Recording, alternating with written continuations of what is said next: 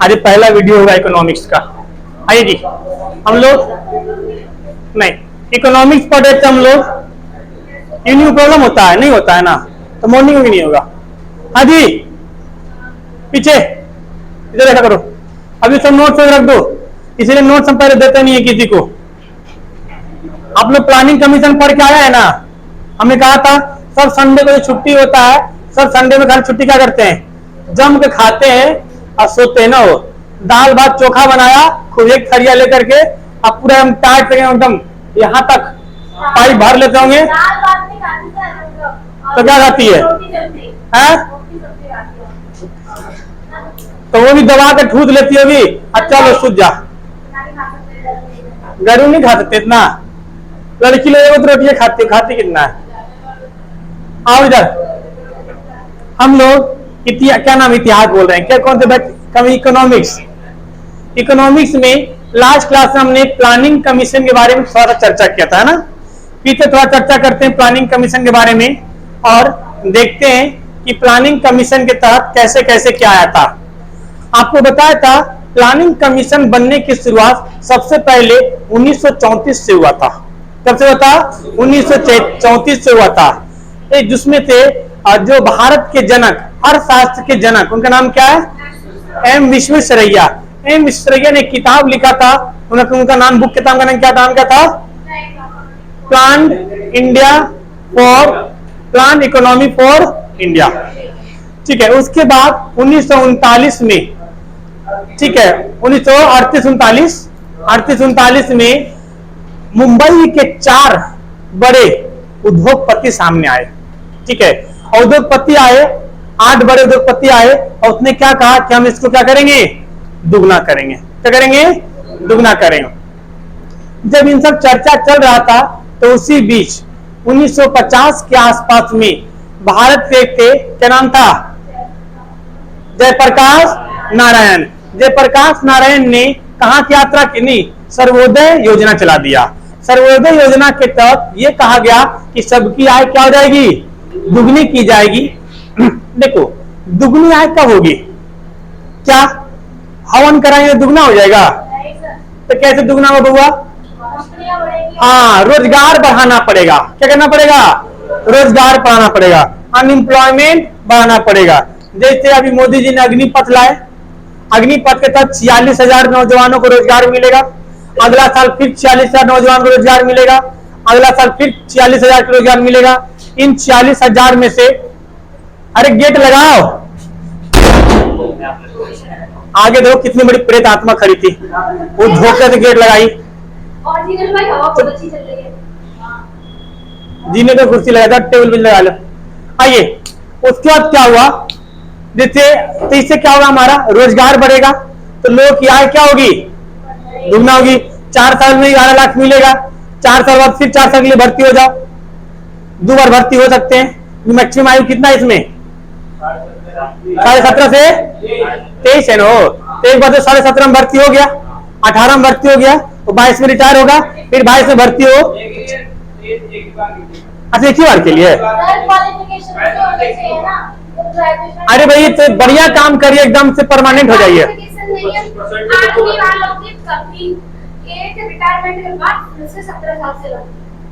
अरे तो उसमें क्या दिक्कत है? ऐसे भी आर्मी की 1 साल में 10-12 हजार ज्यादा बहाली नहीं होती थी, और उसमें भी 12 हजार को परमानेंट करेंगे।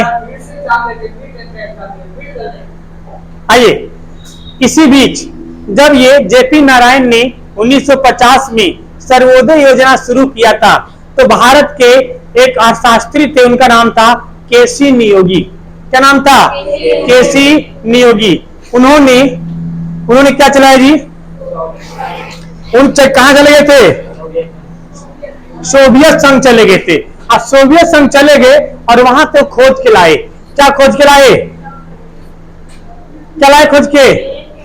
समवर्ती सूची। और ढूंढ के लाए समवर्ती सूची, और जवाहरलाल नेहरू को बोले देखिए ये कितना अच्छा काम है, ये समवर्ती सूची है। आप लोग समझते हैं समवर्ती सूची? वह सूची जिसपे केंद्र राज्य दोनों कानून बनाते हैं, क्या बोलते हैं? समवर्ती सूची। इनमें लाया गया और 15 मार्च 1950 को पूरे देश में लागू कर दिया गया और योजना आयोग की गठन हुई। मतलब योजना आयोग की गठन कब हुआ था जी? 15 मार्च। दिख रहा है ना जी, क्या नाम है? नहीं दिख रहा है, दिख रहा है।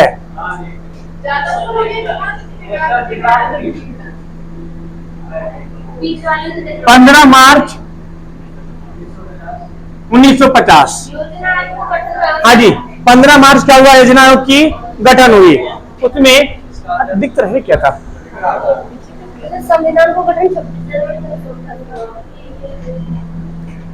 तो लड़की जैसे डिपार्टमेंट जाएगी ना, पूरा डुबा के रख देगी। ठीक है, योजना आयोग 15 मार्च 1950 को। योजना आयोग बनाया क्यों गया था बउआ? योजना आयोग बनाने के पीछे क्या कारण था? योजना आयोग के बारे में क्या संविधान में लिखा है? नहीं जी, योजना आयोग के बारे में संविधान में नहीं लिखा है। जिसे लेकर संविधान में नहीं लिखा हुआ, इसीलिए इसे गैर संवैधानिक कहा गया। क्या बोला गया? गैर संवैधानिक कहा गया है। गैर संवैधानिक कहा गया। जब बोला तो बताना। जब गैर संवैधानिक, दो टर्म होता है, लास्ट क्लास में डिस्कस किया था हमने, एक गैर संवैधानिक तो असंवैधानिक। दोनों में अंतर पता है ना जी? गैर संवैधानिक के मतलब जिसके बारे में संविधान में नहीं लिखा है, पर कर देंगे तो कोई दिक्कत वाली बात नहीं है। जैसे कोचिंग संस्थान के बारे में संविधान में, लेकिन कोचिंग चलती है, कोई दिक्कत वाली बात नहीं है। लेकिन असंवैधानिक का मतलब है जकरा में साफ साफ मनाही है। क्या जी? जकरा में साफ साफ मनाही है। लगा दे निश्चित रूप से। और जकरा साफ साफ मनाही है वो काम करवे नहीं करना है, और क्या बोलते हैं? असंवैधानिक। क्या बोलेंगे? असंवैधानिक। तो इसीलिए योजना आयोग क्या है? असंवैधानिक, गैर संवैधानिक? क्योंकि संविधान में इसकी चर्चा नहीं है। इसका जो अध्यक्ष होता है, इसका अध्यक्ष कौन होता है बउआ? पीएम होता है। और उपाध्यक्ष कौन होता है? उपाध्यक्ष जो इनका सीईओ होता है, ये कौन होता है? एक बहुत बड़ा शास्त्री होता है। कौन होता है? और शास्त्री होता है, इकोनॉमिक्स का ज्ञाता होना चाहिए। उससे क्या बनाया दिया है? क्या बना देता है? उपाध्यक्ष। उपाध्यक्ष। योजना आयोग जो था, इसका काम क्या होता था? पंचवर्षीय योजना बनाना। मतलब आगे का 5 साल में हम क्या करेंगे, 5 ईयर प्लान को बताना, क्या नाम है? योजना आयोग का काम होता था। लेकिन इस बात को समझिए, अगर योजना आयोग का 5 साल का काम था, अब 5 साल में पूरा नहीं होता था तो सारा रिपोर्ट दिखा देता था। ठीक है, गेट खुल गया जी, दिक्कत नहीं आ रहा है ना? जरा दिक्कत आ रहा है क्या? आ रहा है दिक्कत? क्या नहीं आ रहा तो छोड़ दो। फिर जहां लगे चमक रहा है तो बंद करने जाकर उसको। तो क्या नाम है? योजना आयोग क्या करता था? 5 साल के लिए प्लान बनाता था, और 5 साल का प्लान के ऊपर काम होती थी। मोदी जी जब आए तो कहीं ससुरा योजना आयोग जो है ना, तो कुछ ज्यादा छटर पटर करते रहता है। हाँ, इसका एक काम करो, इसका नाम ही बदल दो, इसका नाम ही चेंज कर दो। तो 1 जनवरी 2015 को इसका नाम हो गया नीति आयोग। नीति आयोग का फुल फॉर्म क्या हुआ? National institution for transforming India. National institution for transforming India. इसका भी अध्यक्ष कौन होते हैं? पीएम। और उपाध्यक्ष कौन होता है? शास्त्री। अभी उपाध्यक्ष कौन है जी? सुमन वैरी। कौन है भैया? सुमन वैरी। नया नया चेंज हुआ, ध्यान रखना, करंट अफेयर में आ सकता है। नीति आयोग। अब यहां से पंचवर्षीय योजना शुरू होगा। इंटरेस्टिंग कहानियां आएंगी। सब लोग किताब को भी बंद करके सुना करो ढंग से, ये तो कुछ नहीं है। एक बार दिमाग में सेट कर लो। एग्जाम में बउआ एक सवाल यहां आता है, एग्जाम में एक सवाल आता है पंचवर्षीय योजना से।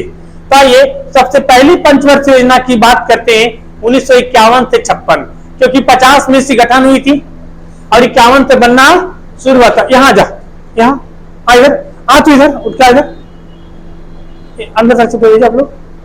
लड़की वाले पे शिफ्ट हो, ये लड़की अंदर शिफ्ट हो जा, तो अंदर शिफ्ट हो। आ इधर। वो बेचारी हम पीछे, इतना गर्मी है आज, और गर्मी में पसीना वो लेकर के हो रही है, रुमाल लेकर के। फोन ले, नया फोन मिलेगा नहीं फिर। हाँ, कौन वहां बैठे? तुमको दिक्कत हो रहा है? हाँ हाँ, लड़का लोग देखो, लड़का लड़की में कोई फर्क है। लड़की लोग बस में सीट पे दो बैठल रहेगी तो लड़की को नहीं बिठाएगी, लेकिन लड़का आ भाई, आना ना भाई, बैठ जा एक बार, तू भी भाई थोड़ा सा पैर ऐसे कर ले, हाथ का लोग बैठ जाएगा, तू यहाँ बैठ जा। लड़का लोग में समय ना सहानुभूति ज्यादा होता है, मानती कि नहीं इस बात को? हाँ, एक्सेप्ट करती है। लड़की हमारी सीट हमने क्या हुआ? पैसा नहीं, हमने टिकट कटवाई है। क्या हुआ जी? तू यहाँ आ रहा, मैं बगल में आ रहा। हुआ क्या? लिया ट्रेन पीछे में जाओ। इतना बड़ा जगह था। इनने काटी ना लड़का लोगों ने पीछे। आ आइए सुमन देरी, अरे यहाँ के बैठ जाओ ना, कोई दिक्कत नहीं था। तू यहाँ आ रहा, तू यहाँ। अब सुनिए, पंचवर्षीय योजना समझो। पागल है। पंचवर्षीय योजना, ज्यादा पागल नहीं करो, रिकॉर्डिंग हो रहा है। बेटा तू यहाँ से तुम्हें क्लास में कर रहे थे, लास्ट क्लास में, अब इससे आगे चलते हैं। अरे ये तो सब हैरन कर। चलो दोबारा आइए, प्रथम पंचवर्षीय योजना। हाँ सर सीईओ अमिताभ देख लेना, स्क्रीनशॉट ले लेना, ठीक है। आ जाओ।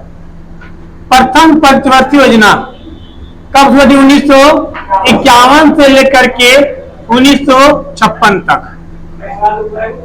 हाँ, 1951 से लेकर के 1956 तक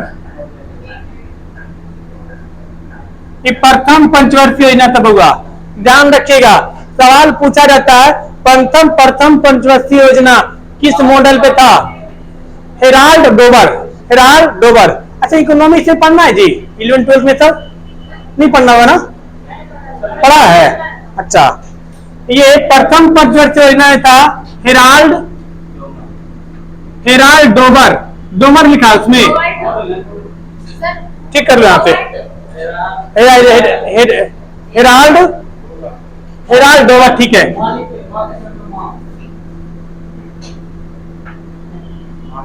हेराल्ड डोबर मॉडल, कोई बात नहीं, आपको ऑप्शन देखते को मिलेगा और टिक मार लेना। डोबर रहे तो, डोमर रहे तो, तोमर रहे तो, हेराल्ड खाली मिलेगा, अगर देख लेना, ठीक है। इसमें देखो, भारत जब आजाद हुआ था तो भारत में शुरू में बहुत चीज की कमी थी।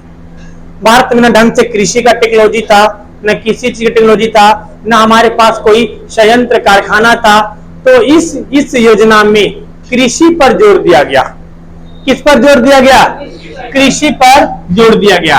यानी कि कहा गया कि सबसे पहले कृषि को बढ़ावा देना है। काहे भैया, उद्योग पर काहे नहीं जोर दिया गया? उद्योग पर भी जोर दे सकते थे। उद्योग पर जोर द्वितीय में दिया गया, पहली में क्यों नहीं दिया है? कौन बताएगा? हम डिस्कस कर चुके हैं, बोलो।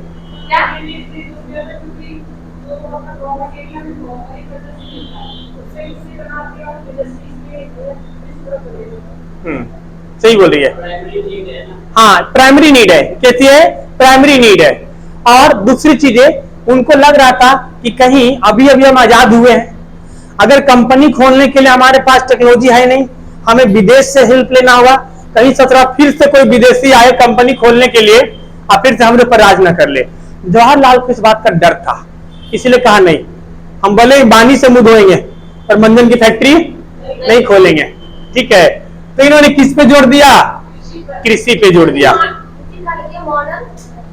हेराल्ड डोबर मॉडल, ठीक है। ये सफल नहीं हो पाया क्योंकि इसमें बहुत सारे राज्यों की अनुमति नहीं लिया गया। सारे राज्यों की अनुमति नहीं ले पाया, जिससे कारण सफल नहीं हो पाया। काय हुआ? अलग अलग राज्य था, हर राज्य का ना अलग था। तीसरी चीजें, इस संविधान में नहीं कहीं पे लिखा गया था कि आप क्या कर रहे हैं। जैसे जो चीजें संविधान में नहीं होती है उसको हर राज्य मानना और नहीं मानना उसके पे डिपेंड करता है। जैसे अभी आप स्वास्थ्य के लिए देखे होंगे, आयुष्मान भारत कार्ड आया है, संविधान में लिखा है उसके बारे में? नहीं लिखा है। तो कोई राज्य मानता है, कोई राज्य नहीं मानता है। लेकिन अगर संविधान में लिखा जाएगा बउआ तो मानना पड़ेगा। इसी को लेकर के 6 अगस्त, देखो ध्यान से डेट को याद रखना, 6 अगस्त 1952 को, किसको? 6 अगस्त 1952 को एनडीसी की स्थापना हुई। किसकी स्थापना हुई बउआ? NDC, national development corporate, national development corporate, राष्ट्रीय विकास परिषद, राष्ट्रीय विकास परिषद। अब इसका काम क्या है जी? ये 17 है का? देखो बात से समझिए, समझो नहीं, देख लेना, लिख लेना एक बार, ध्यान को समझिए सब लोग जो भी छाप रहे हैं। राष्ट्रीय विकास परिषद इसलिए बनाया गया क्योंकि जो योजना आयोग योजना बना के देगी वो राष्ट्रीय विकास परिषद उसको क्या करेगा? मोहर देगा, अप्रूवल देगा। इस राष्ट्रीय विकास परिषद में सभी राज्य, इसका अध्यक्ष, इसका हेड कौन होगा? पीएम, और साथ में साथ इसमें सभी राज्य के सीएम होंगे। आप देखते होंगे अभी भी मोदी जी सीएम के साथ बैठक करते हैं, होता नहीं जी? भले ही उस राज्य में कांग्रेस की सरकार हो, आम आदमी की सरकार हो या किसी की सरकार हो, लेकिन बैठक में प्रधानमंत्री साथ होता है उसी तरीके से। और इसका काम होता था, जो योजना आयोग ने योजना बना कर दिया है उसको क्या देना है? अप्रूवल देना है। क्या देना है? अप्रूवल देना है। अगर कुछ योजना आयोग में कमी है तो उस कमी को यहां पर दूर करेगा। जैसे मान लीजिए अब योजना आयोग में लिखा गया है कि बिहार में अगले 5 सालों में 200 ऊंट दिया जाएगा। क्या देगा? ऊंट। तो बिहार ऊंट नहीं समझती है ये? ऐसे नहीं देखते जानवर, वैसे रहता है, ऐसे रहता है जानवर, बाई लग रहा था एकदम।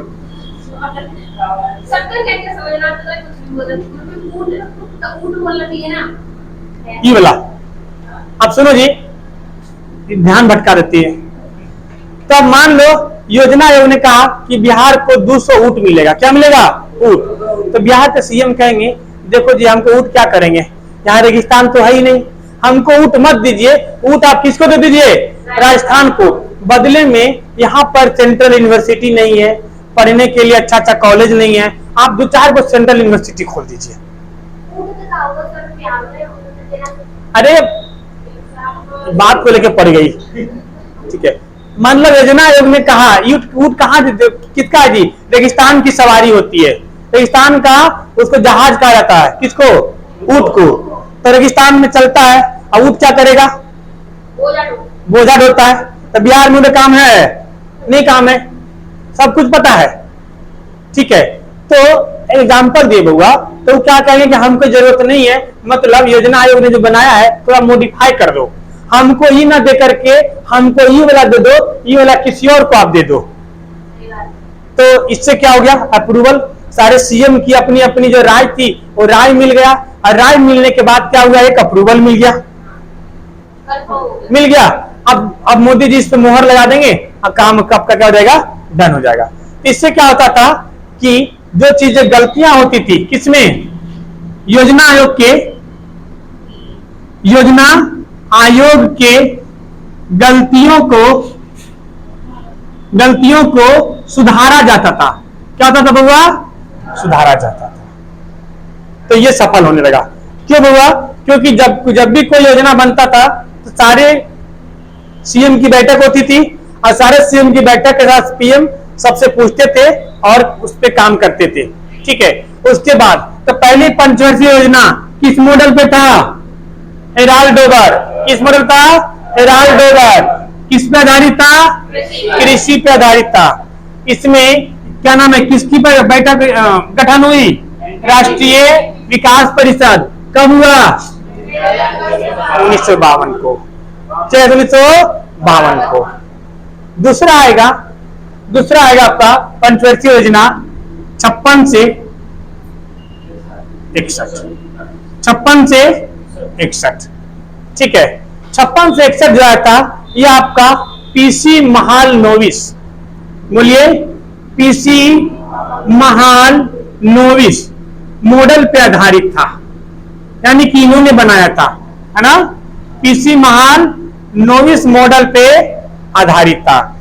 इस ध्यान से सुनिए बुआ, सवाल पूछा जाता है वह कौन सा पंचवर्षीय योजना था जिसमें भारी उद्योग पर ध्यान दिया गया? दूसरा। कौन था? दूसरा। यानी दूसरी पंचवर्षीय योजना में किस पे ध्यान दिया गया? भारी उद्योग। भारी उद्योग बोले तो सीमेंट फैक्ट्री नहीं, plant, steel plant, iron plant. इसके तहत कौन बताएगा? ज्योग्राफी में बताया हूं। इसके तहत 3 कारखाना की स्थापना हुई थी। दूसरे पंचवर्षीय योजना के तहत 3 कारखाना लगाया गया। एक आपका दुर्गापुर, बोलो, दुर्गापुर, भिलाई और राउरकेला। दुर्गापुर किसके सहयोग से? ब्रिटेन के सहयोग से। भिलाई किसके सहयोग से? रूस के सहयोग से। और राउरकेला किसके सहयोग से? नहीं बताए थे। पिटा वाला काम करते तुम लोग? नहीं आ रही है। तीसरा वाला राउरकेला सुन लेंगे यूट्यूब वाले। तीसरा वाला राउरकेला। तो 3 हुआ था स्थापना, दुर्गापुर, भिलाई, राउरकेला। ब्रिटेन, रूस, जर्मनी। दूसरा बार बता रहे हैं, तीसरा बार में थूरेंगे। ठीक है, तो याद रखिएगा सब लोग।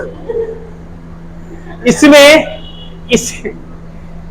मॉडल, इसी पंचवर्षीय योजना से भारत ने कर्ज लेना शुरू किया, यानी भारत के ऊपर कर्जा चढ़ना शुरू हो गया। देखो कर्जा लेना कोई बेवकूफी नहीं है। कर्जा लेना कोई बेवकूफी, आपको पता है अंबानी ये मतलब भारत में सबसे अमीर आदमी है, लेकिन फिर भी भारत से कर्जा लेते हैं। कर्जा इसलिए लिया जाता है कि ताकि हमारे ऊपर बोझ ना आए, और एक सर्टेन, मान लीजिए आपको कोई 10 लाख रुपया दे, अब बोले 50 साल में चुकाना आराम से धीरे धीरे।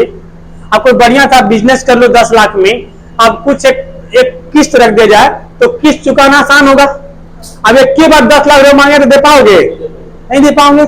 इसीलिए कर्जा लेना चालाकी का काम है, और टाइम पे कर्जा चुकाना और भी चालाकी का काम है। लेकिन तो होता है ठुथुर, कर्जा लेगा, अब बिजनेस खोलेगा, और सब पियक्कड़ ओकरा में बैठेगा, और सब दारू पीपा के बेच बाच के दुकान खाली हो जाएगा, और कर्जा नहीं चुकाएगा, घर का कुर्की जब्ती हो जाएगा, और कहेगा बैंक वाला खराब है। नहीं तो कोई नहीं मिलेगा। सरकार भी नहीं ले सकती उसको। हाँ जी, इसमें देखो सवाल पूछा जाएगा बुआ, देखो सर, वह कौन सा पंचवर्षीय योजना था जिसमें सबसे ज्यादा रोजगार मिला? कौन सा था? दूसरे, क्योंकि भारी उद्योग लगा तो रोजगार मिला। आज जितना भी आप लोग बड़े बड़े देखो, देख रहे हैं, आयरन देख रहे हैं, लोहा देख रहे हैं, ये सब वही बनते हैं, ये सब यही बनते हैं। ये किसके अंडर में आता है? सेल के अंडर में आता है। इसकी देख रेख कौन करता है? सेल। सेल का फुल फॉर्म क्या है? Steel authority of India limited. ठीक है, यहां तक समझ में आया जी? चलिए मिटा दो, जल्दी नोट करो फटाफट। तीसरी पंचवर्षीय योजना पे चलते हम लोग। 1961 से लेके 1966 तक चला था। 1961 से लेके 1966 तक चला था।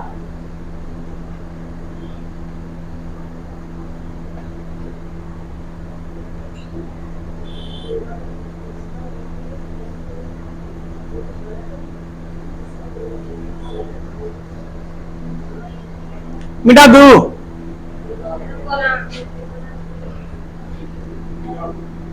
आइए जी, देखो समझो जरा इधर।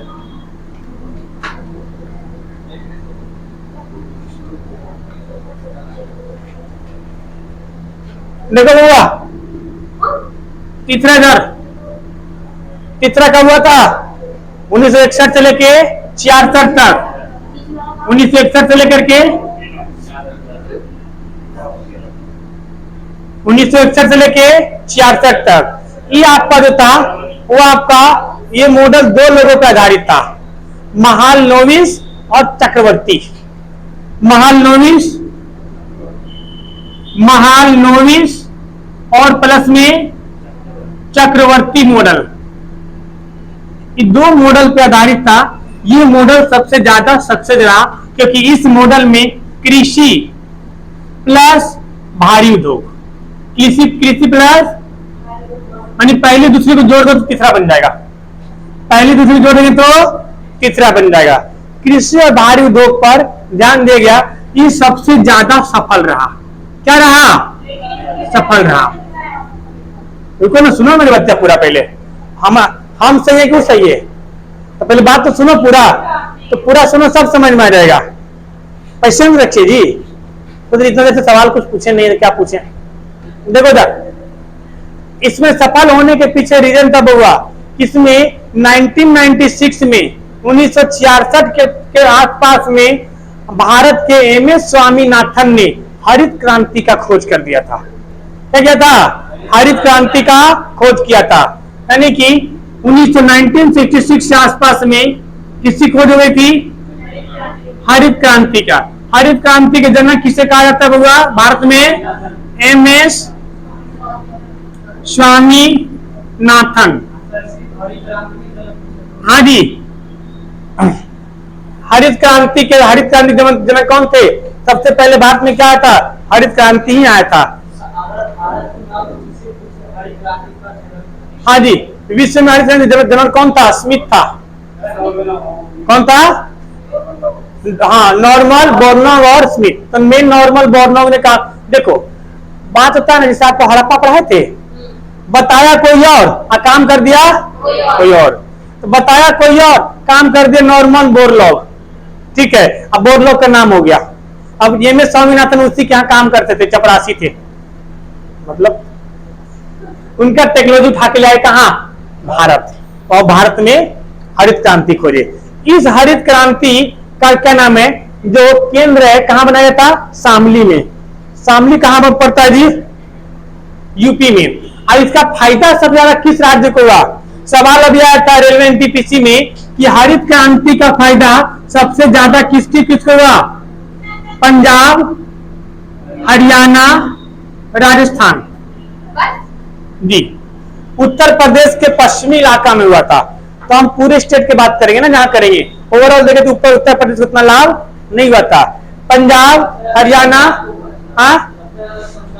हाँ बुआ, सबसे ज्यादा पंजाब हरियाणा में हुआ था, लेकिन राजस्थान में भी अच्छे खासा इसका लाभ हुआ। तो पूछेगा सबसे ज्यादा, उससे बाद पंजाब। हम लाइन से लिखे आपको काय के लिए, पंजाब है, हरियाणा, राजस्थान में। ठीक है, किस फसल के लिए था बहू? गेहूं के लिए। किसका? गेहूं के लिए। इसका केंद्र कहां बनाया गया था? शामली में। कहां था? शामली में बनाया गया था। अब इसके कारण लेकिन एक दो गड़बड़ काम हो गया था। पहला काम गड़बड़ क्या हो गया? 1962 में चीन के साथ युद्ध हो गया। चीन के साथ युद्ध हो गया। आपके चीन के साथ जो युद्ध हुआ था, इसकी कहानी बताया था आप लोगों को, क्योंकि जब भारत के पास परमाणु बम नहीं था तो भारत के जो वैज्ञानिक थे उन्होंने कहा कि आप मुझे 20 साल दीजिए। ये बात है 1956 की। हमें कितना दीजिए? 20 साल। 1976 तक हम आपको परमाणु बम बना के दे देंगे। तो काम करिए जब तक, सुनो ना पहले। तो उसके बाद प्रधानमंत्री जवाहरलाल नेहरू कहां गए? चाइना। बोले कि काम करिए ना, आप किसी तरह 20 साल निपटवा लीजिए। कितना साल? 20 साल। अगर 20 साल लड़ाई झगड़ा नहीं होता है उसका हम देख लेंगे। तो अब जवाहरलाल नेहरू गए चाइना और वहां बोले कि हम आपके साथ समझौता करना चाहते हैं 20 साल के लिए। एक बार बताओ, हम लोग भी दुकान में सामान खरीदने जाते हैं तो कभी एमआरपी पे लेते हैं, कुछ न कुछ मोल भाव जरूर करते हैं। मॉल में भी जाते हैं, बोलते डिस्काउंट नहीं है रहा ऊपर, बोलते हैं ना जी। तो भैया अगर आपको 20 साल के लिए एग्रीमेंट कराना है तो उसको 100 साल बोलना, तब 17% के मोल भाव करे कितना पे आएगा? 20 साल पे। और जवाहरलाल नेहरू गए, हमको 20 साल करना है, तो उसने कहा हम 20 साल नहीं करेंगे, हम कितना साल के लिए करेंगे? 6 साल के लिए करेंगे। कितना करेंगे? 6 साल के लिए करेंगे। और गए चले के 1955 में। कब गए थे? 1955 में। और गए 6 साल कितना हो गया? 61। और उस समय समझौता हुआ कि जो हम दोनों इतने मित्र रहेंगे कि अगर हम किसी को अटैक करते हैं तो आप बीच में नहीं आइएगा आप करिएगा तो हम बीच में नहीं आएंगे। इस दूगो याद रखिए बउआ, चाइना और अमेरिका कभी मित्र नहीं बन सकते, मतलब भरोसे के लायक नहीं हो सकता है, और चाइना और पाकिस्तान कभी मित्र नहीं बन सकता है। समझ गए? अमेरिका और चाइना कभी भरोसे के लायक नहीं है। अभी कहानी सुना होगा, अमेरिका हमारे पर पाकिस्तान क्या नाम है परमाणु बम फेंकने के लिए तैयार हो गया था। ठीक है, अरे अभी नहीं चल रहा, अब तो अमेरिका का जानता है हमारा कि अब नहीं भिड़ पाएंगे, अब तोल देगा। जितना हमारी आबादी है उतना यहाँ वार्षिक होता है। ठीक है, इसीलिए अरे देखो, अरे अभी पंचवार्षिक नहीं पढ़े हैं, जितने भी फैक्ट्री लगे हैं सब विदेशों की मदद से। एक ही काम तो है जो हमने स्वयं किया है, जिसमें कोई विदेशी हाथ नहीं है। हाँ जी, तो बाहर अब देखो, जब 6 साल के लिए एग्रीमेंट हो गया तो 55 से 61 में खत्म हो गया, और उसी दौरान 1959 में चाइना ने कहा आक्रमण कर दिया? तिब्बत पे। कहां पे? तिब्बत पे। और तिब्बत का आक्रमण कर दिया, अब सबको एकदम छीट छीट के मारा। छीट छीट के मारा समझते हैं? छीटना, फैला देना। गेहूं एक मुट्ठी ले लो, ऐसे बिखेर दो, उसको छीटना बोलते हैं। एक परिवार में 5 सदस्य हैं, तो एक को हांगकांग भेज दिया, तो एक को नेपाल भेज दिया, तो हम छीट दिया पूरे चाइना में। ले सोच रहे जा एकदम पूरा पहले को बीजिंग भेज दिया। ऐसे के काहे ये जा रहा है तो गुट बन जाएगा एकदम। तब भाग भाग के आता हिमाचल प्रदेश। तो हमारे भारत इतना दिलदरिया है, आ जाओ सब आ जाओ। हाँ, हिमाचल प्रदेश। ठीक है, तो चाइना ने अब जैसे 1961 में खत्म हुआ वॉर, क्या नाम है आपका समझौता, 62 में आक्रमण कर दिया। और चाइना को पता था कि भारत के पास टेक्नोलॉजी नहीं है, इसीलिए वो ज्यादा भारत से टिक नहीं पाया, और चाइना क्या हो गया? जीत गया, और 10% हिस्सा ऑक्साइड चीन को क्या कर लिया? कब्जा कर लिया। नक्शा की क्लास में इसको डिटेल में बताऊंगा बउआ।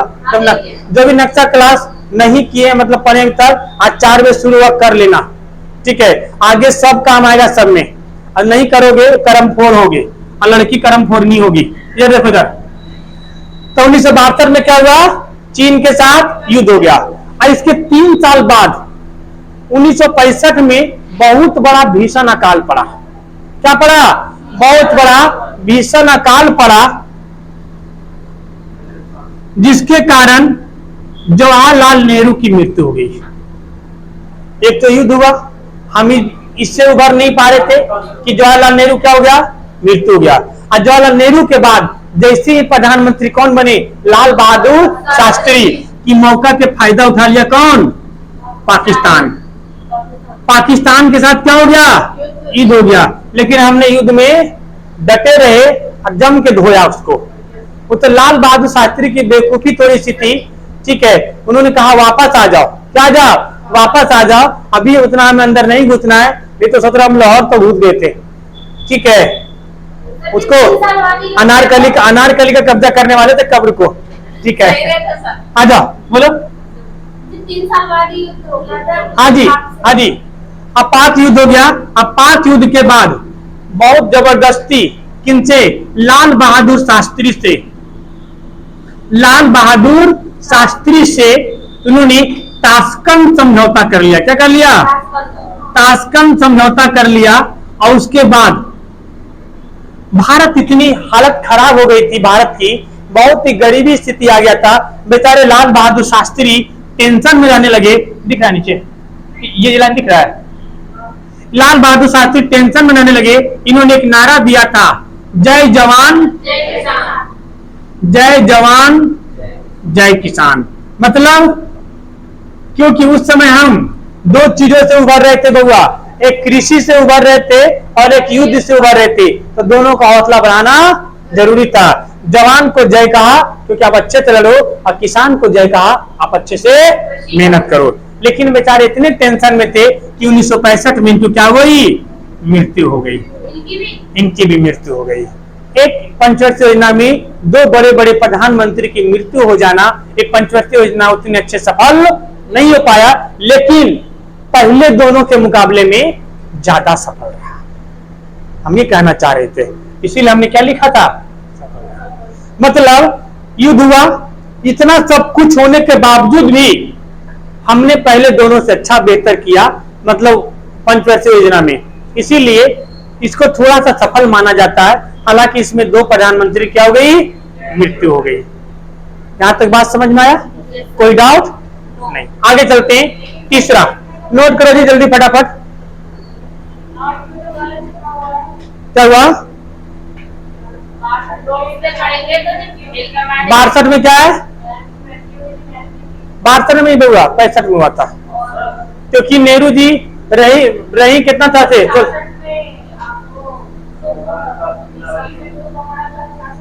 66 ताशकंद समय तक कब हुआ था? 66 में हुआ था। हमने 65 में 5 युद्ध लिखा था, ठीक है। 66 में ताशकंद 66 में हुई थी। लाल शास्त्री मृत्यु का 1966 में हुई। प्रधानमंत्री कब बने थे? ताशकंद समझौता कब हुआ? तब हुआ 10 जनवरी 1966। ताशकंद समझौता कब हुआ था? 10 जनवरी 1966 हुआ था। 65 में बने प्रधानमंत्री। हाँ जी, और 66 में मृत्यु हो गई इनकी। बहुत कम दिन रहते इन्होंने। इनका नारा था जय जवान जय किसान, ठीक है। हो गया। नहीं। इस समय देखो बाबू, जिस समय 1962 में चीन के साथ युद्ध हुआ था, ध्यान समझिए, जिस समय 1962 में चीन के साथ युद्ध हुआ था, इस समय हमारे देश के रक्षा मंत्री थे के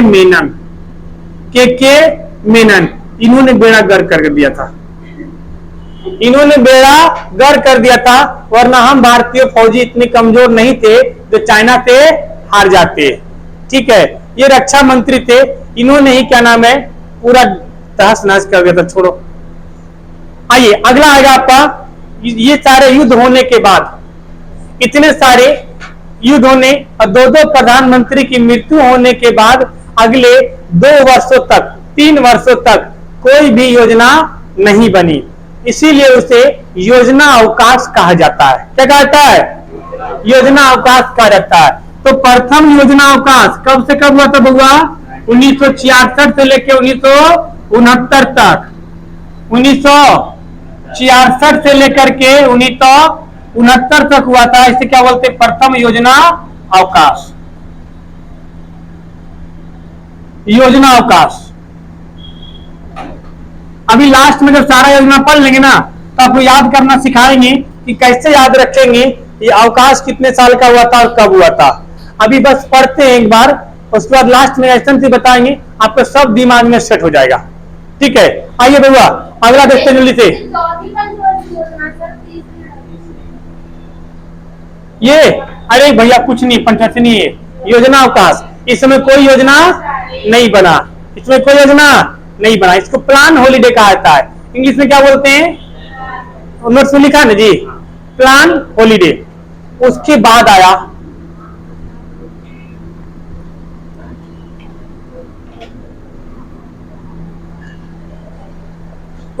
आपका आया चौथी पंचवर्षीय योजना 1969 से लेकर के 1974 तक।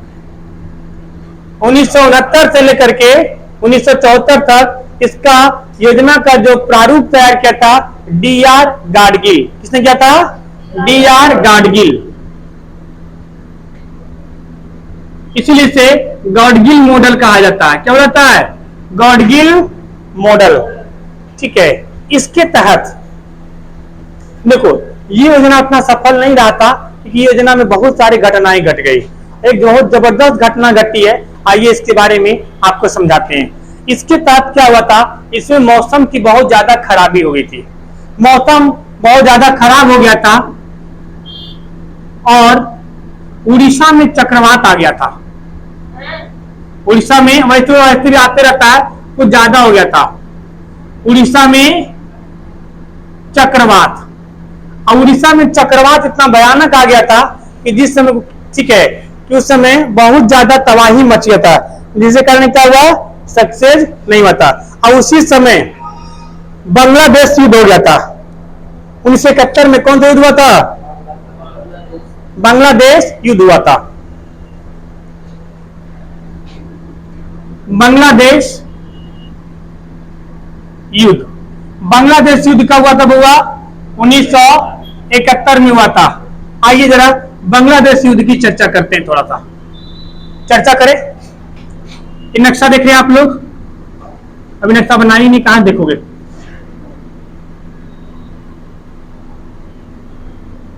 देखो, ये आपका बांग्लादेश, ये आपका जो है ना इधर का एरिया, ये बांग्लादेश का एरिया है। क्या आपका वीडियो में नहीं आ रहा है? कहां तक आ रहा है? यहां तक आ रहा है, आगे नहीं दिख रहा है। चलो कोई नहीं, अब खिसकाए कैसे इसको? ज्यादा जूम आउट हो गया, जूम इन हो गया इस बार। ये आपका बांग्लादेश है, इसको पहले पूर्वी पाकिस्तान के नाम से जाना जाता था, और ये आपका पश्चिमी पाकिस्तान था। ये बांग्लादेशियों के ऊपर, ये बांग्लादेश जो पूर्वी पाकिस्तान था, इस पे खुद अपने पाकिस्तान वाले इतना अत्याचार करते थे। बताया था आप लोग को? कब बताया था? पता है आपको कहानी? तो सुनिए, अच्छी बात है। फिर ये कहां दिखाया था? उसमें वो नहीं दिखाएगा जो हम बता रहे हैं, सुनो तो पहले। इसमें इस पाकिस्तानियों ने इनके ऊपर इतना अत्याचार किया, इन बांग्लादेशी के ऊपर, क्योंकि यहाँ पे बहुत ज्यादा गरीबी था। सारा हेडक्वार्टर कहां था? इधर था। और ये पूर्वी पाकिस्तान था और ये पश्चिमी पाकिस्तान था। तो ये पाकिस्तान वाले यहाँ सैनिकों यहाँ ट्रांसफर कराते थे और यहाँ की महिलाओं के साथ, बच्चों के साथ रेप करते थे। स्पेशली इंचोट्टा यहाँ आता था और यहाँ के महिलाओं के साथ रेप करता था। रेप करने के लिए ट्रांसफर करवाता था। बताओ, अपने ही देश के लोगों को ये लोग, इसके सैनिक आते थे, बहुत फासला आते थे, जैसे भी आते थे, ठीक है, एरोप्लेन से आते होंगे, फ्लाइट से आते होंगे, जैसे आते होंगे, वो आते थे सेना लोग। और यहाँ कि भाई दोनों एक ही देश का है तो सेना की ड्यूटी तो होगी।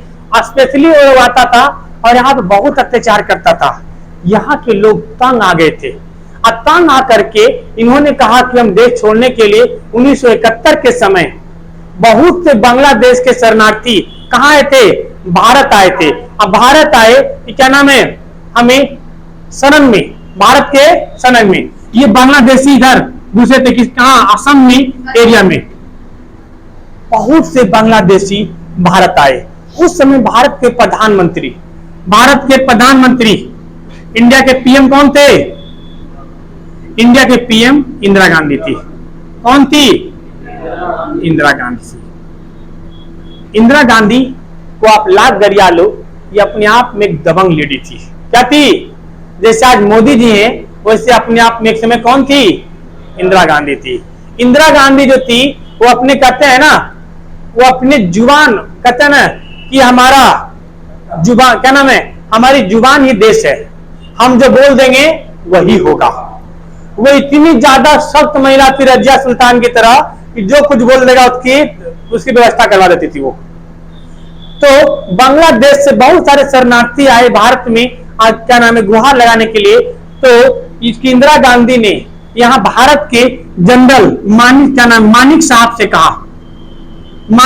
से कहा कि युद्ध की तैयारी करिए। तो मानिक साहब के बैठे चुपचाप, अभी आपका काम है राजनीति करना, आप राजनीति करिए। गर्मी के महीना में, मई जून में कौन युद्ध करने जाएगा जी? जबकि सबको पता है कि जुलाई के महीने में बंगाल में बाढ़ आ जाती है, सब सेना में दौड़ जाएगा। अभी बैठिए, थोड़ा पानी कम होने दीजिए, ठंड आने दीजिए, उसके बाद देखिए कैसे दौड़ा दौड़ा के मारते हैं। मानिक साहब का प्लान बहुत तगड़ा था। जैसे नवंबर दिसंबर आया, बाढ़ की पानी खत्म हुआ, इन्होंने हमला कर दिए पाकिस्तान के ऊपर। महज हमारी 5000 की फौज थी। कितनी थी? 5000 की। और उसकी बहुत ज्यादा फौज था, लगभग 65,000 के अराउंड फौज था।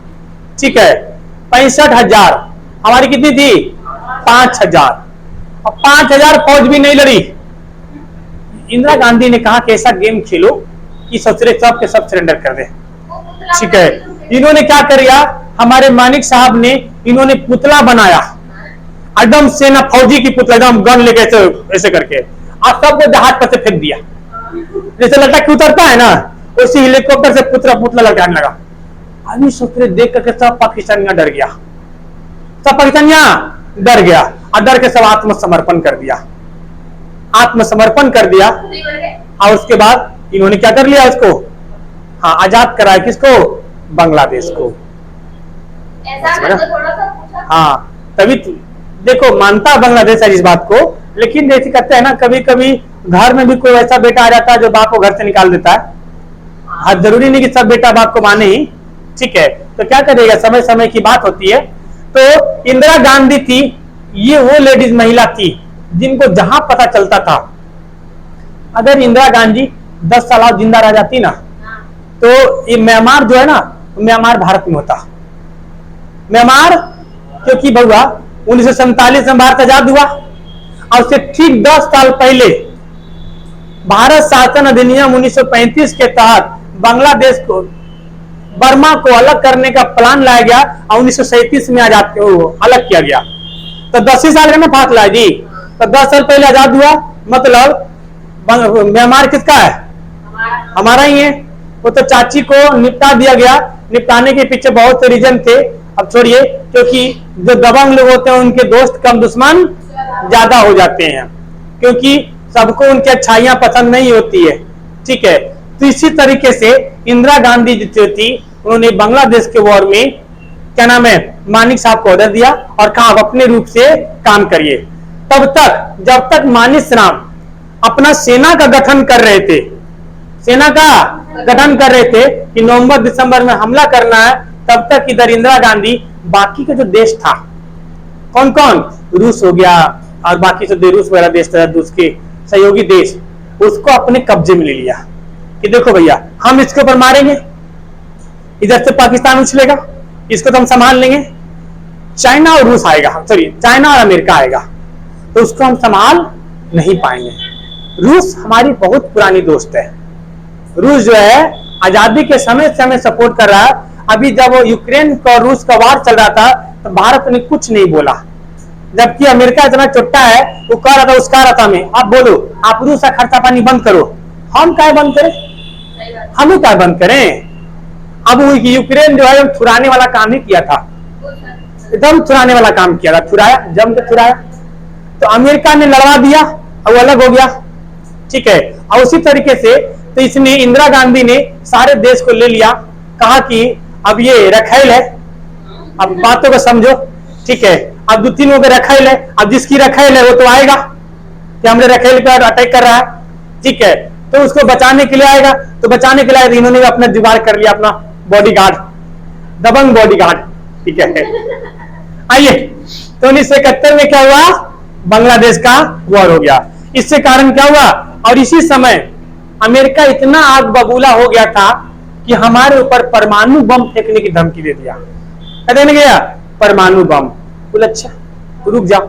जब हमारा परमाणु परीक्षण हुआ था पोखरण में 1998 में, उस समय अमेरिका आग बबूला हो गया था और उसको इस तरह से जलस फील हुआ था, उसने मीडिया के सामने आया और कहा हम नहीं मानते भारत के पास कोई परमाणु बम है, हम नहीं मानते हैं, क्योंकि हमने उसको मान्यता नहीं दिया।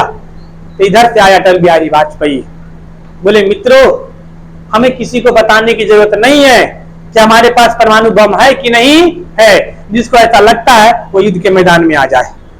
खुलेआम चुनौती, अमेरिका भड़क गया था क्योंकि डायरेक्टली उसी का अटैक था, भड़क गया था, उसने अपने सेना को आदेश दे दिया था तैयार रहो।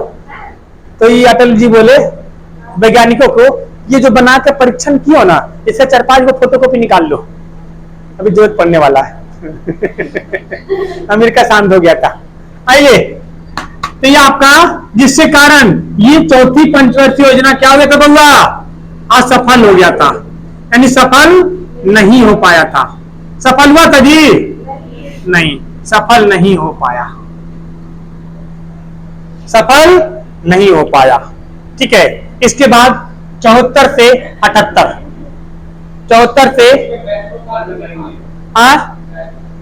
ये और कर लेते हैं, गर्मी लग रहा है, क्या बोले, हाँ इसी समय 1969 में 14 बैंकों का राष्ट्रीयकरण हुआ था, 14 बैंकों का राष्ट्रीयकरण हुआ था? पंजाब नेशनल बैंक सब इसी समय हुआ था। ठीक है, एसबीआई का कब हुआ था जी? 1954 में, 1955 में। और आरबीआई का 1935 में स्थापना हुई थी। एकीकरण 49 में हुआ था ना? राष्ट्रीयकरण कब हुआ था? 1949 में। ये सब चीज ध्यान रखिए। अब बाकी सारे बैंक का 1969 में। ठीक है, फटाफट इसको नोट कर जल्दी से। एक और डिस्कस कर लेते हैं। 74 से 79 डिस्कस कर लेते हैं बउआ। फिर उससे थी, ये भी 5-7 मिनट कहानी है। एक बहुत इंटरेस्टिंग कहानी है, इसे भी सुन लो। मोरारजी देसाई की कहानी है।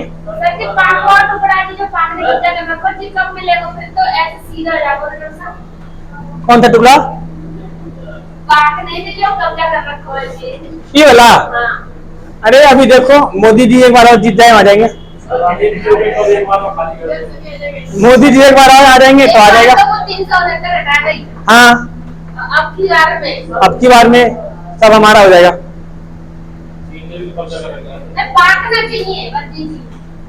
देखो, भारत के जो लोग हैं ना, कुछ हद तक गलत भी हैं। जब चीन बार बार धमकी देता है हमें, तब चीन बार धमकी, इनको भी कहना चाहिए। चीन हमेशा कहता है कि लद्दाख हमारा, लद्दाख हमारा है। सोच रहा आप भी बोलो बीजिंग हमारा है, बोलो बीजिंग हमारा है, वो फिर बोलवे नहीं करेगा डर से। उसको इतिहास पता नहीं, चोट्टा को कनिष्क ने कितना दौड़ा दौड़ा के मारा था, उसको पता ही नहीं है इतिहास।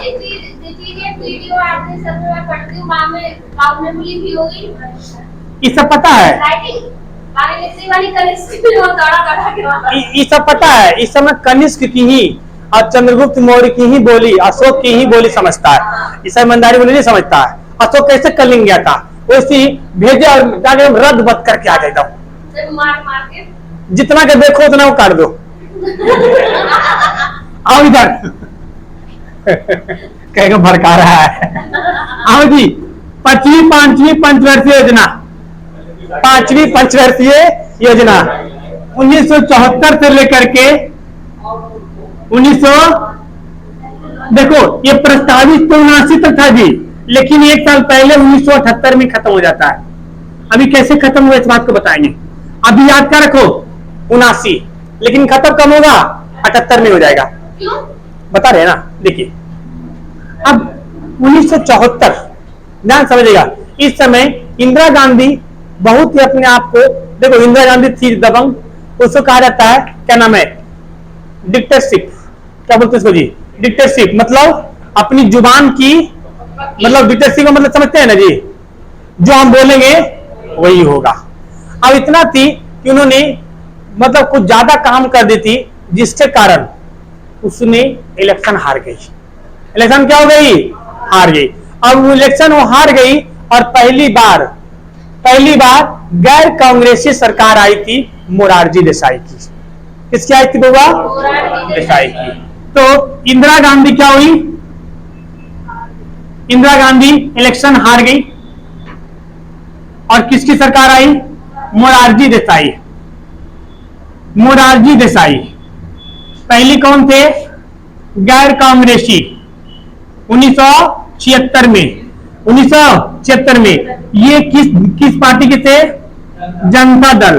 देखो बउआ, एक बात बोलते हैं, इसको दिल पे मत लीजिएगा। ये भारत के इतिहास में सबसे बैल प्रधानमंत्री थे। कारण इसका रीजन बताता हूं। अब आप कहानी सुनेंगे ना, तब खुद ही कहेंगे आप सर बिल्कुल बैल क्या बोल रहे हैं, आपको नया टर्म दीजिएगा। सुनिए, इसी समय पाकिस्तान जो था वो न्यूक्लियर बम बना रहा था। क्या बना रहा था? परमाणु बम बना रहा था।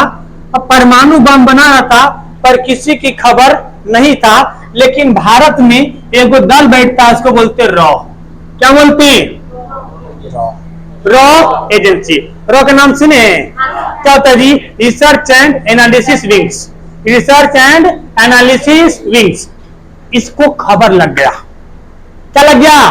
खबर लग गया कि ससुराई बम बना रहा है। बोला चलो, यहां से रॉ के 150 से 200 लोग गए वहां। कहां गए? पाकिस्तान। पाकिस्तान में एक जगह है बउआ जिसका नाम है काहुटाबाद। क्या नाम है? काहुटाबाद। काहुटाबाद जो है ये कहां बना रहा था? कहां बना रहा था? काहुटाबाद में। काहुटाबाद, ये काहुटाबाद कहां पड़ता होगा? ये पहाड़ से घिरा हुआ है पाकिस्तान की जगह। वहां पे किसी को जाने की अनुमति नहीं है। अब रॉ वाले पता करे तो कैसे? तो रॉ वाले गए और वहां जाकर के लोग रिक्शा चलाने लगे। कोई रिक्शा चलाने लगा, कोई कचरा चुनने लगा। सोचो रॉ वाले काम क्या होता है। हाँ, भिखारी वाला काम, अरे कुछ बन जाता है लोग बउआ। हाँ, अजीत डोभाल भी हमारे रॉ एजेंसी के हेड हैं, प्रमुख हैं। ठीक है, अजीत डोभाल भाई मास्टर माइंड बंदा हो। तो एक बाल से पता लगाया था कि ये परीक्षण कर रहा है। हाँ, आइए भी बताते हैं। नाई की दुकान पर गया था। अरे वही सुनो तो लिखा हुआ है इसमें। नहीं। अच्छा, आप कहानी सुने थे? पूरा कहानी सुनिए। अब इन लोग रिक्शा से चलाने लगा। अब रिक्शा से चलाने लगा, आप कैसे पता करें? ये पता कैसे चलेगा कि कहाँ बन रहा है?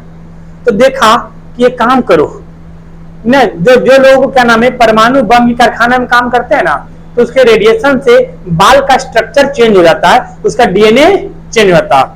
ये लोग देखा झूठा जो है, देखने में लग रहा है वैज्ञानिक की तरह। इस ससुरा का चलते जरा कहाँ बाल कटाता है देखे। और देखा वो सैलून में घुसा बाल कटाने। तो ये रॉ वाला तुरंत माथा पे बुरा टांग लिया, कटर नहीं टांग लेता है, टांग लिया, जाके बाल बटोरने लगा।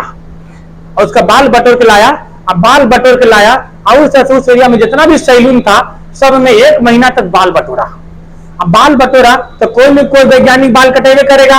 अब कटाया तो जी बाल कटाया। ऐसे देखो रॉ वाले पकड़ लेते हैं कि आप किस प्रोफेशन के हो। वैज्ञानिक देख के ही लग जाएगा दूसरा वैज्ञानिक है। ठीक है, तो पकड़ लिया और बाल से पता तो चल गया कि यहाँ कुछ न कुछ चक्कर है, हो रहा है। अब बाल का डीएनए चेंज रहता है, स्ट्रक्चर चेंज रहता है। आपका बाल नॉर्मल है, उनका जो बाल होता है ना, उनका स्ट्रक्चर चेंज हो जाता है, डीएनए चेंज होता है। जब बाल की जो डीएनए चेक होती है तो उसमें पता चल जाता है कि ये लकवा मार दिया इसको, बाल को। ठीक है, तो लकवा कैसे मारा है? तो रेडिएशन से मारा है। तो सब वैज्ञानिक इसी थोड़ी बनते हैं, सब पता कर लेते हैं। अब एक में से एगो वैज्ञानिक ऐसा था जब शादीशुदा था और उसका वो चक्कर चल रहा था, तो बाहर वो लड़की फंसेले था वो। ठीक है, आई रॉ वाले जान गए। अब जान लो, भारतीय आदमी अगर किसी के बारे में पता चल जाए तो या तो उससे पार्टी लेके छोड़ता है, नहीं तो फिर उसका तलाक करवा के छोड़ता है। दो ही काम होता है ना भाई, इधर पार्टी दे, नहीं तो बता देंगे। अब बता देंगे, सोच। इसने कहा हम सब जानते हैं तुम्हारे बारे में, शाम को कहाँ जाते हो, छुट्टी होता 6 बजे, घर पहुंचते हो 9 बजे, 3 घंटा किधर। तो तुमको कैसे चला? हमको सब पता है हमको। तो उसने कहा ठीक है मत बताना। बोला हम छोड़ेंगे एक शर्त पे, हमको कुछ जानकारी चाहिए। वो वैज्ञानिक बहुत हद तक जानकारी भी दिया और वो पैसा लेकर सारी जानकारी देने को तैयार हो गया। वो पैसा लेकर सारी जानकारी देने को तैयार हो गया। तो उसी समय जब भी पैसे की कहीं ट्रांसफर होती है तो प्रधानमंत्री के पास चेक आता है और प्रधानमंत्री उस पर साइन करते हैं। जब भारत वो चीज भेजा गया कि प्रधानमंत्री से साइन करिए, ये पैसा देना है, हमें जानकारी मिलेगा, ये प्रधानमंत्री ने क्या किए, तुरंत फोन उठा के लगा दिए पाकिस्तान के प्रधानमंत्री को। बोले हमको सब पता है, ठीक है, आपका काहुटाबाद में क्या चल रहा है, परमाणु बम बना रहे हैं, हमारे रॉ वाले ने कहा है। एकदम चौपट था। अब बल था कि नहीं? अब इन्होंने बोल दिया। अब ससुरे का पाकिस्तान के प्रधानमंत्री का कान खड़ा हो गया कि तुर के पता कैसे चला रे? उस जगह जहां किसी को जाने की अनुमति नहीं होती है वहां पे पता कैसे चला कि बम बना रहे हैं? जब तक ये लोग इनसे सेटिंग करवा रहे थे तब तक रॉ वाले ने बात कर लिया था इजराइल से। इजराइल ने कहा हमें पुख्ता सबूत दो कहां बम बन रहा है, हम उसको ड्रोन से उड़ा देंगे, प्लांटे उड़वा देंगे ड्रोन से। इजराइल पता क्या करता है, जैसे उड़ाना है ना, वो अपना को बढ़िया सूट बूट में आदमी भेजेगा। अब बोले हम तुम्हारा सीनियर है, अब सीनियर है, लो ये मटेरियल है उसका, जाके वहां रख दो प्लांट में। अब मटेरियल रख के कार्टून में खोलना नहीं, हम आएंगे उसमें लगाएंगे, सेटिंग करना उसमें, और उसमें क्या रहेगा, बम, और प्लांट उड़ जाएगा। लो तो सोच रहे जा। तो उसने इजराइल सब सेटिंग हो चुका था, इन्होंने क्या कर दिया, इन्होंने सोचा पाकिस्तान को बोलेंगे इसे तो मान जाएगा बउआ, पाकिस्तान और चीन ये प्यार के कभी भी मित्र बनने के लायक है ही नहीं। आप सब आप ना नाग सांप से दोस्ती कर लेना, मगर इससे मत करना, समझ रहे हो? हाँ, इसीलिए आज भरोसे के लायक अमेरिका कभी नहीं हो सकता है। ठीक है, तो उन्होंने अब पाकिस्तान के प्रधानमंत्री ने ISIS को, किसको? ISIS को कहा कि ये काम करिए, भारत के 150 रॉ वाले हैं, सबको खोज खोज के मारो। बउआ, भारत के 150 से 200 जो रॉ वाले थे सबको ढूंढ ढूंढ के मारा, 3 साल में मारा, खूब पूछा, 3 साल तक टॉर्चर कर करके नाखून उखाड़ उखाड़ के खाल उधेड़ उधेड़ के मारा। लेकिन भारतीय था, जिसके खून में देशभक्ति हो वो कैसे उगल देगा कुछ? उसने कुछ नहीं उगला, उसको कुछ सबूत नहीं मिला। आज तक पाकिस्तान को ये रूप से नहीं सबूत मिल पाया था कि रॉ वाले हमारे आए थे, भले हमारे 200 मार दिया, लेकिन पता नहीं कर पाया। अब बताओ, हमारे 200 रॉ वाले मर गए कि नहीं मर गए? अगर इनकी गलती से अगर ये पैसा दे देते, आज शायद क्या नाम है, कुछ और ही स्ट्रक्चर होता। इसी कारण से जनता दल की सरकार क्या हुई थी? खुश हो गई, गिर गई थी। क्या हुई थी? गिर गई थी। ये जो प्रधानमंत्री ने जो बेवकूफी वाला काम किया था, इसी बेवकूफी वाला काम के कारण पाकिस्तान में इनको, मोरारजी देसाई को, पाकिस्तान का सर्वोच्च सम्मान, पाकिस्तान का सर्वोच्च सम्मान पाकिस्तान निशान निशाने पाकिस्तान, निशान ए पाकिस्तान से, सोच रहा पूरा कौन लिखेगा, निशान ए पाकिस्तान से सम्मानित किया था।